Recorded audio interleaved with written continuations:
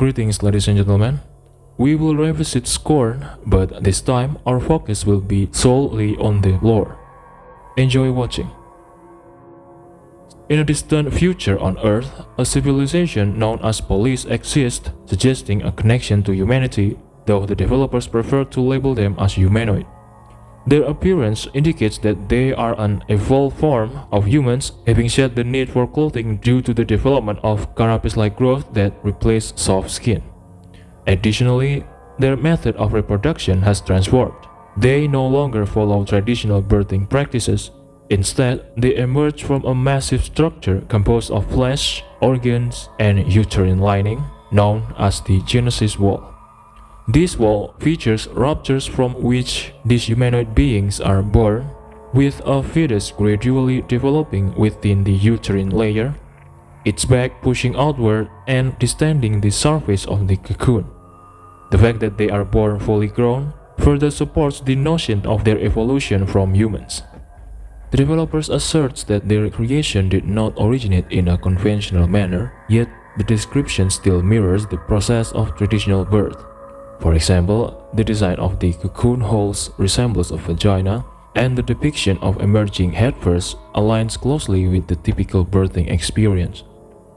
This is not a joke, it's actually detailed in the artwork, and I am paraphrasing. Stop the cap! Anyway, interestingly, sexual gratification captivates society as it embodies one of the highest states of awareness achievable in human form. This intrigue has not only shaped their worldview, but has also left a mark on their architectural designs.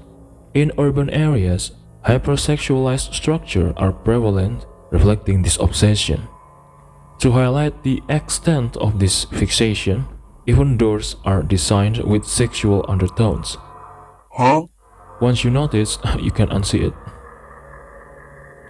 In addition to seeking sexual pleasure, this society operates under the belief that everything, whether animate or inanimate, can serve as a resource. The human body holds no sanctity here, and the absence of a distinct boundary between biology and technology makes it reasonable for them to repurpose the deceased. If a body can be utilized rather than discarded, it becomes a matter of practicality. This mindset has led to the establishment of a recycling plant located far from the urban areas, accessible only by train. This factory is designed to systematically harvest the bodies of unfortunate humanoid creatures on an industrial scale. The entire process, from their creation and transportation to their slaughter, reveals how various body parts are extracted and repurposed. This facility is known as the Assembly. This facility is situated in the field area, which is quite far from the city residents. Consequently, any output from the factory must be transported by train that runs through the desert of the field to reach the designated urban areas for resource supply. Their harsh yet industrious methods have resulted in the creation of beings whose sole purpose is to labor in these facilities from birth until death, devoid of any reward and intentionally designed to lack intelligence, essentially rendering them slaves. These grotesquely altered entities are referred to as moldmen due to their processed appearances. The processing involves a torturous and inhumane procedure that begins with compressing the body, followed by molding it into a specific shape, and finally allowing the contorted remains to dry into usable forms, all while the subjects endure the process alive. The creators of the assembly show no regards for the health or well-being of the moldmen, who are kept in such overcrowded condition that their bodies become intertwined, resembling a rat king. Moldmen are designed to appear innocent and are caught in a dire situation. They are not only defenseless but also lack any instinct for self-preservation, making them incapable of resisting harm. Despite these brutal practices, the interior walls of the assembly reflect the founding civilization's appreciation for art, even in such utilitarian spaces. In contrast to the moldmen, the people of Police indulge in their pleasure envisioning captivating artworks while enjoying life, with all manual labor managed by the advanced biotechnology factories. As time goes on, these lifestyles expose individuals to an unfamiliar infection caused by bacteria that can evolve into lethal parasites. In response, police established another facility within the field area, designated as a quarantine zone situated far from their main city known as the Crater. This area resembles a desolate wasteland dominated by a central pillar that rises ominously from the horizon, reminiscent of a grotesque kitchen mixer. The entrance to the crater is intentionally designed to instill fear, with steep drops on all sides revealing a stark reality. It is a location meant to confine something truly frightening. It is believed that the infected humanoids and parasites are held within the crater, while the people of Polis tirelessly search for a vaccine or a cure. However, instead of pursuing a cure, extensive research led them to the conclusion that humanoid bodies are disposable, but the essence within them is not. Consequently, rather than focusing on curing their inevitable physical decline, they shifted their efforts to preserving what lies inside. This revelation transformed their approach from developing cures to seeking immortality. The concept of being reborn holds greater significance than mere birth, as it involves profound change and awareness of their transformation. In response to the unappealing nature of mortal bodies, the civilization of Polis reveres consciousness and its physical manifestation, which remains consistent regardless of the body's gender. To facilitate this, they devised a method to upload their brains into a collective hive mind. They constructed a new facility to serve as the city's citadel, situated on a solitary peninsula surrounded by fog, with access strictly regulated by narrow bridges. No one can enter or exit without thorough examination, ensuring the safety and purity of the ascended population. Elevated above the ground, a tower was built to transport candidates for Ascension.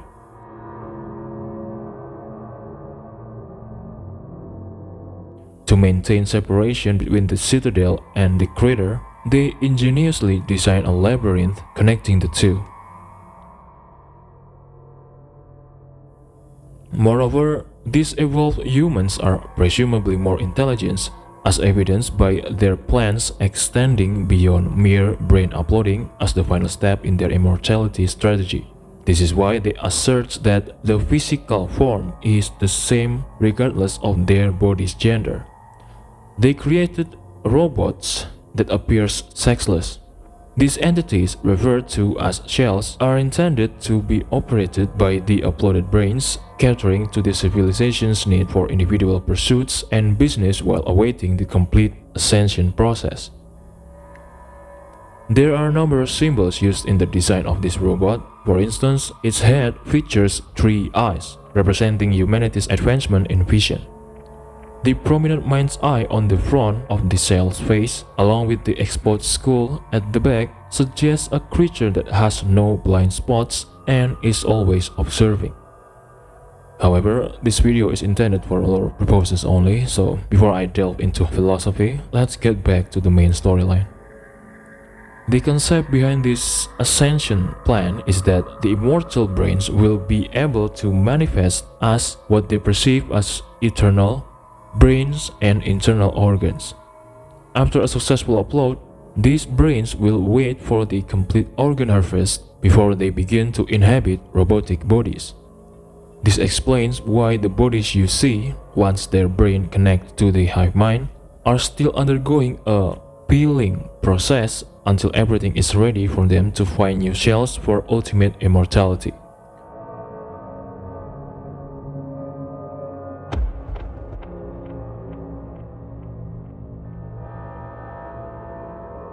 This peeling process also helps keep the body alive by simulating intense sensation that can withstand significant adrenaline surges such as pain and pleasure. This clarifies why they are being pumped before the surgeons start their procedures. Interestingly, there are speculation about the extinction of women in the Scorn world, but the images here contradict that notion. If we examine the pumping device closely and comparing it to police humanoid anatomy, we see it has two openings. The upper one aligns with the male genital position, while the lower one corresponds to the female genital position.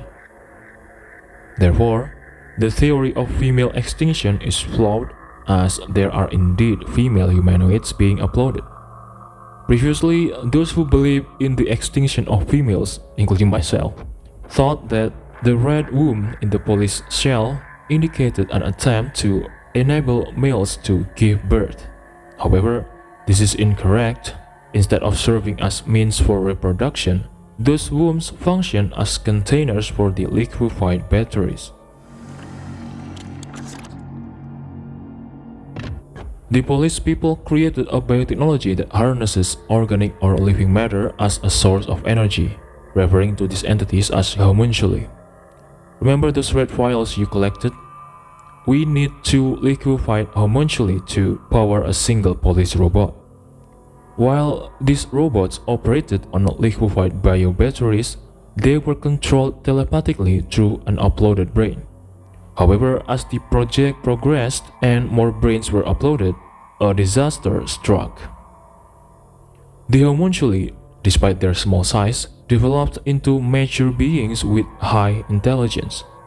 This intelligence enabled them to rebel against the police civilization by creating cyborgs and exoskeleton suits from recycled organic materials. Although they initially succeeded in defeating the police, an internal conflict erupted, leading to a civil war between the cyborgs and the exoskeletons in the labyrinth. This conflict resulted in massive destruction, likely due to the weapons and explosives used, leaving behind a scene filled with dead bodies and dismembered organs. Some individuals homunculi could be identified among the remains, but many were reduced to a single indistinguishable mass. Ultimately, this led to the near annihilation of the homunculi. However, the police humanoids were not entirely wiped out, as the Genesis Wall continued to produce new ones. At the same time, the quarantine facility known as the Crater appeared to be failing after the upraising of the homunculi. This was evident from the rampant growth that filled every inch of the subterranean tunnels, with streams of organic corruptions oozing from vents like toothpaste from a newly opened tube, seemingly causing the parasites to mutate and regenerate. From the barren, exposed surface of the field, the crater, a massive vertical cylinder drilled into the earth resembling a storm drain, turns into a sanctuary for the uncontrolled bacteria and parasites, offering warmth, protection from the elements, and a brief escape from the dangers lurking in the fog above. In contrast to the Genesis Wall's birthing cocoons, these openings serve as exit points. Creatures from the crater crawl up through the tunnels, leaving behind a sticky organic residue as they move. Over countless years, the abrasive actions of these creatures dragging their bodies across various surfaces have worn down parts of the structure. And with all those situations, this is where our story begins in the game. There are two protagonists that we control throughout the game, both of whom are police humanoid. As we start the game, we are shown a shot of the back of this parasite, which also serves as the main menu. The scene alternates between glimpses of the parasite and the first protagonist until it ultimately focuses on the protagonist, who falls into a chasm where the assembly facility is located.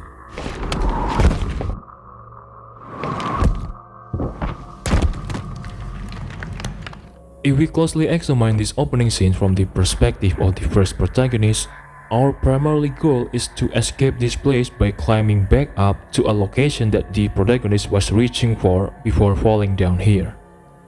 To provide context for the unfolding events, humanoids are born from the Genesis Wall, right? They then descend into a desert known as the Field, which features the assembly recycling factory and the crater created by a vertical drill that serves as a quarantine area. Since the first protagonist falls into a chasm that leads to the assembly facility, it appears that the assembly is adjacent to the crater. If we look back, the structure the protagonist was trying to reach resembles the surface of the assembly building. Therefore, the journey for the citizens of Polis from birth to ascension follows this path: Genesis Wall, the field, the assembly, the crater, labyrinth, the tower, and finally the citadel. As illustrated, the cocoons appears at varying heights, suggesting that the first protagonist emerges from a higher position, crawling and in a weakened state after falling into the field. In contrast, the second protagonist, born from a lower cocoon, is more fortunate and can walk directly to the assembly. Meanwhile, the first protagonist, injured and frail, ends up at the bottom of the assembly while attempting to crawl towards its entrance. Throughout the journey of the first protagonist, we gain insight into the tragic existence of a moldman. They are created from the recycling of biological materials and are tasked with processing these materials. Eventually, as their efficiency declines, they are remolded back into new moldmen. This results in their bodies taking on bizarre forms due to the haphazard nature of the remolding process. Moving on to the escape process, it appears that the story of the first protagonist halts when he arrives at a location referred to in the art book as the Parasite Room. This area features a massive column made of organic remnants that ejects a white fluid onto him, leading to his infection and mutation into a parasite. Upon revisiting this location, we realize that the clips we saw at the beginning of the game actually occurred after our protagonist has been infected due to the explosion and has mutated in the Parasite Room. Next, the perspective shifts to the second protagonist and our journey begins at the Genesis Wall. Do you recall the sequence of location we outlined as a draft? Genesis Wall, the field, the assembly, the crater, labyrinth, the tower, and finally the citadel. It is clearly demonstrated that our starting position at the Genesis Wall is quite low, allowing us to walk despite being born and falling. At this moment, we see several unfortunate humanoids who have perished, likely due to falling from a height at birth, unable to do anything until their demise. However, our second protagonist is different. We can explore the field a bit. Here, we are shown that our first protagonist crawled to this point before falling to the bottom of the assembly. When the second protagonist enters this building, the first thing we notice is a parasite crawling on the wall like a centipede. From this, we can infer that this location is where we last parted ways with the first protagonist. This indicates that the first protagonist's escape only succeeded in reaching the surface of the assembly building before his body mutated into the parasite we see when the second protagonist first enters the building. Upon closer examination, the parasite is a flexible, snake-like entity that can navigate tight spaces and launch surprise attacks from above. Its tail features a weapon that indicates it was once wielded by the first protagonist, who has now merged with the parasite's mutation. After encountering this parasite, we continue our journey. However, we notice that it follows us wherever we go. Alternatively, it may be guiding us, as it often appears in the direction we need to head. After trailing us for a while, the parasite attacks, forcing us into a host relationship. Initially, we develop a violent, codependent bond with the parasite, which is crucial for our survival in this perilous environment. Yet, if this relationship is not managed and the parasite is allowed to feed excessively, it grows stronger and becomes a lethal burden as the game progresses. How does this happen? To streamline our journey, let's recap the events using the sequence of location we've established. We begin with the first protagonist in the field, then fall to the depth of the assembly. Attempting to return to the surface, the first protagonist mutates into a parasite after a massive column explodes at the assembly building. From the second protagonist's perspective, we emerge from the Genesis wall, traverse to the field, enter the assembly building, and encounter the parasite that was once the first protagonist. We continue our journey accompanied by the parasite, which may serve as a guide to the next levels as it begins to make us its host. We navigate through various puzzles until we reach the crater. In the crater area, we have the opportunity to witness a figure known as the Crater Queen in the art book. Ultimately, we crush her.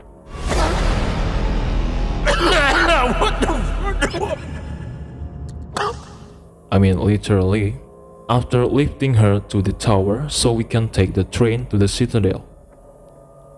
This appearance indirectly suggests what has happened to the bacteria many years after that intense warfare. Rather than becoming extinct, it seems the bacteria have mutated, growing into giants. The Crater Queen is believed to be the origin of these strange entities found within the crater. Returning to our second protagonist, they continue their journey to the citadel by train. Without wasting any time, we head to the main chamber where a surgeon is ready to assist with the process of uploading our brain to the hive mind. Before proceeding further to the story, let's observe the standard procedure for a humanoid to upload their consciousness.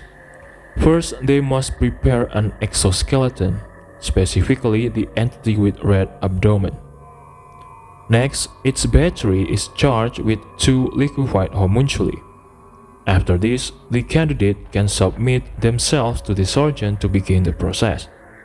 The surgeon first uses a device to stimulate sexual gratification as a form of pleasure, then brings out surgical tools like knives to torn stomach and saws to open forehead, induce pain.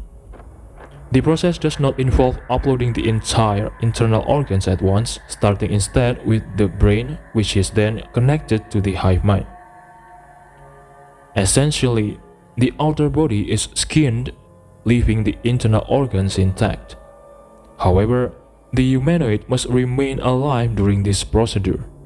This is achieved by stimulating the body with activities or sensation that triggers a high infusion of adrenaline, such as pleasure or pain, to keep the humanoid conscious until the outer skinning is complete, transforming them into an immortal entity, as described by the citizen of Polis. This entity is depicted as having internal organs that can independently live, move, and even fly freely while enveloping itself in a shell. Imagine this supreme entity as an immortal hermit crab. If the shell is damaged, it simply seeks a new, stronger shell. However, it's important to note that the longer this entity inhabits a shell, the more its form will adapt to that shell. Returning to our second protagonist, during the phase of gathering liquefied homunculi, we witness the remarkable intelligence of these homunculi as they design cyborgs using any available materials. This is why each cyborg we prepare exhibits different body variations based on the stock at hand. The fact that despite these variations, the cyborg operates smoothly highlights the impressive engineering skills of the homunculi, which should not be underestimated. After successfully navigating this stage, the parasite infection intensified, causing tendrils to nearly cover all of his fingers. This made it difficult for the second protagonist to operate the gate control panel. Consequently, he moved to the parasite separation device and managed to free himself from its grip. Unfortunately, the parasite escaped, crawling up the building, and its whereabouts became unknown.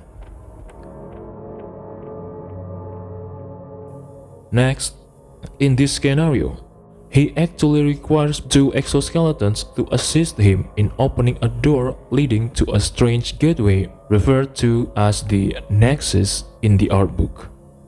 Although the developers never clarified the definition or origin of the Nexus, it's clear that our second protagonist is determined to reach it by any means necessary, even if it means undergoing brain upload to control multiple robots telepathically to help him unlock the door. His plan is to return to his original body once he is close to the Nexus and walk there himself. He uses a surgeon's knife to repeatedly stab his original body, triggering adrenaline to keep himself alive long enough to reach the gateway before his body regains consciousness. Ultimately, his plan succeeds. His brain's connection to the hive mind is severed after the door closes and his consciousness returns to his original body. Unfortunately, before he can reach the Nexus, he is ambushed again by the parasite that escaped after he managed to separate it from the body. As his condition is very weak, while the parasite returns with increased strength, the parasite becomes the dominant force that controls him. He can no longer escape its hold, resulting in a horrific, heart plague-like situation. Thus concludes the story of Scorn with an ending that feels quite pointless, aligning with the literal definition of scorn, as it ends with none of the protagonist's efforts yielding success, even leaving them discarded. I hope this clarifies much, if not all, of the lore surrounding Scorn. By the way, if you're curious about the origins of the Nexus and the Genesis Wall, and feel that these concepts remain unclear even after watching this video, that's intentional as per the art book. The developers deliberately refrained from providing any details about these two elements, only describing their forms. Even for the Nexus, there's no clear depiction of whether it resembles a person standing or anything else. The game director encourages players to speculate and theorize freely about it. What are your thoughts about it all? I am very Rust. Thanks for watching and I'll see you down the line.